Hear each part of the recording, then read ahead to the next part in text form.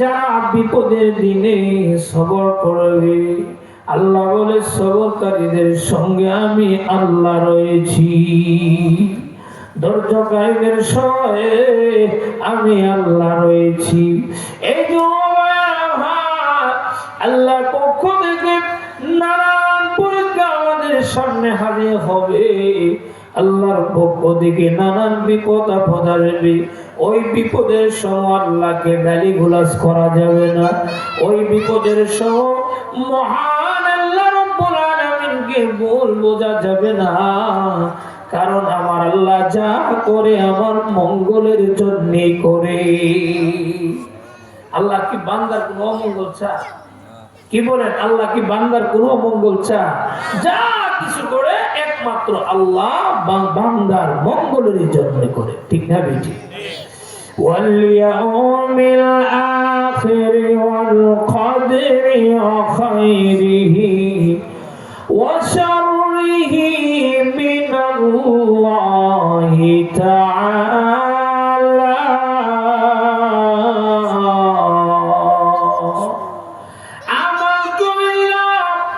আমি আল্লাহ ঈমান এনেছি, আমি আপনি ঈমান এনেছি আল্লাহর উপর। কার উপর ঈমান এনেছি?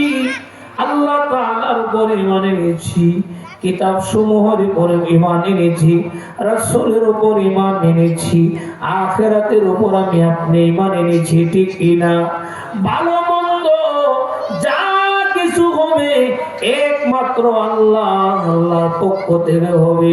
যা কিছু হবে একমাত্র আল্লাহর পক্ষ থেকে হবে। ঠিক কিনা? আল্লাহ আমার কোনো অমঙ্গল চাই না, আল্লাহ আমার ভালোর জন্য করে। আল্লাহ কোনো বান্দার অমঙ্গল চায় না, আল্লাহ কোনো বান্দার উপর জুলুম করে না। ঠিক কিনা? আল্লাহ কোনো বান্দার উপর অত্যাচার করে না, আল্লাহ কোনো বান্দার উপর অত্যাচার করে না।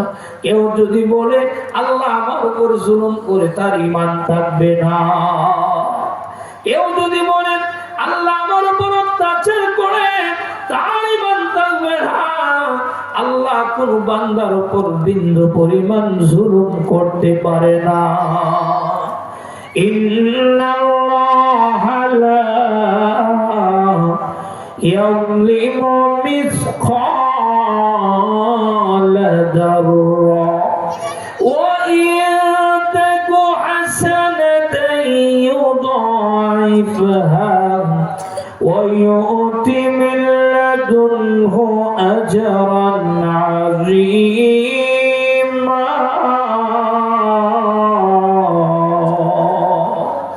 আল্লাহ বলেন, আল্লাহ পাক রব্বুল আলামিন বান্দা বান্দীদের উপর যারা পরিমাণ অনুপরিমাণ জুলুম করেন না। বান্দা যখন কোনো একটা ভালো কাজ করে, আল্লাহ তাআলা ওই ভালো কাজটাকে মহান আল্লাহ দ্বিগুণ করিয়া দে। আল্লাহ দ্বিগুণ করিয়া আল্লাহ বান্দাকে উত্তম প্রতিদান দান করেন। সুবহানাল্লাহ। তাহলে বিপদের দিনে ধৈর্য ধরবো তো আমরা? কি বলেন, ধৈর্য ধরার দরকার আছে না? এই আর তো ভাই কিছুদিন আমাদের সামনে আছে, মাহে রমজান চলে আসতেছে। ঠিক হইতে পারে এই মাহে রমজান কারো জীবনের জন্য শেষ রমজান হয়ে গেছে। এই মাহে রমজান কারো জীবনের জন্য কি হয়ে গেছে? শেষ রমজান হয়ে গেছে। তাহলে এই রমজানের 30টি রোজা আদায় করার দরকার আছে না? কি বলেন, রোজা 30টা আমরা আদায় করবো তো ইনশাআল্লাহ। আল্লাহ বলেন, ইয়া আইয়ুহাল্লাযীনা আমানু কুতিবা আলাইকুমুস সিয়াম কামা কুতিবা আলাল্লাযীনা মিন ক্বাবলিকুম লাআল্লাকুম তাত্তাকুন।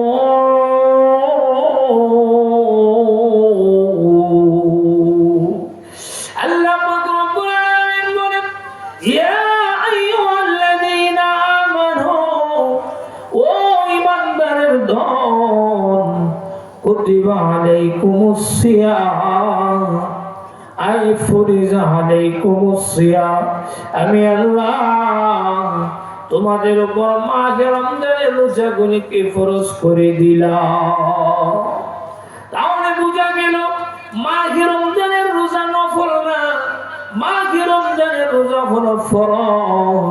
প্রত্যেকটি ভারত মুসলমান নরনারীর জন্য আল্লাহ এই রোজাকে ফরজ করে দিয়েছে। এই রোজা শুধু আমাদের উপরে ফরজ ছিল না, এই রোজা শুধু আমাদের উপরে ফরজ না, আগেরকার যত উম্মত রয়েছে যারা এই পৃথিবীতে বসবাস করে গিয়েছে, আমাদের পূর্বে যারা এই দুনিয়াতে বসবাস করেছে, প্রত্যেকের উপরে এই মাহে রমজানের রোজা আমার আল্লাহ ফরজ করেছিল। তাহলে রোজা কি আমাদের উপরে ফরজ না আগে যারা দুনিয়াতে ত্যাগ গেছে তাদের উপরে ফরজ? তাদের উপরে ফরজ ছিল। সুতরাং এই রোজা আমাদের উপরে ফরজ হয়েছে। কেন ফরজ হয়েছে? আল্লাহ বলে লাআল্লাকুম তাত্তাকুন,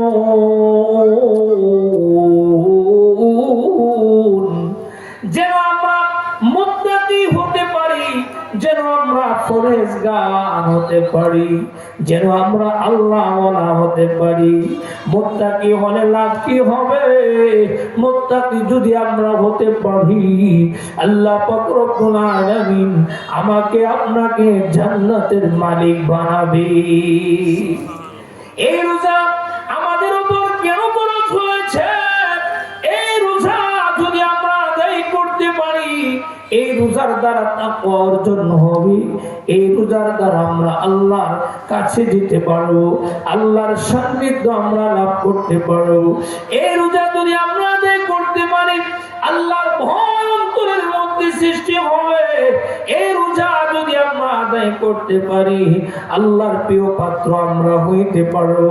আল্লাহর প্রিয় পাত্র যদি আমরা হতে পারি, তাহলে এই দুনিয়াও আমাদের, পরকালও আমাদের জন্য হয়ে যাবে।